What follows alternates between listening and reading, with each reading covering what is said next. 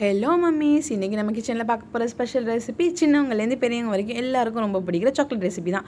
அதுக்கு முதல்ல ஒரு பவுலில் நல்லா பாயிலிங் வாட்டர் எடுத்துக்கோங்க. அதுக்குள்ளே ஒரு சின்ன பவுல் வச்சுக்கோங்க. அதில் 3 tablespoon melted butter add பண்ணிக்கோங்க. அதோட 2 tablespoon date syrup add பண்ணிக்கோங்க. டேட் சிரப்புங்கிறது ஹனி கூட ஆட் பண்ணிக்கலாம். நீங்கள் 3 டேபிள் ஸ்பூன் கூட ஆட் பண்ணிக்கலாம். உங்கள் ஸ்வீட்னஸ் பொறுத்து தான் அது.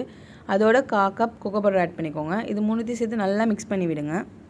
கன்சிஸ்டன்சி இது மாதிரி இருக்கணும்.